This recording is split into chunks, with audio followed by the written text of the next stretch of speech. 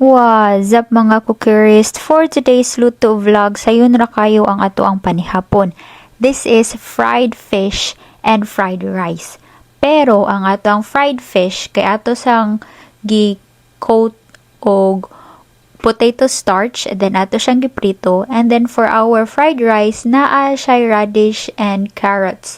Para wala, chill lang, something interesting po. Anyway, enjoy the rest of the video with this awesome music. See you sa next upload. Bye!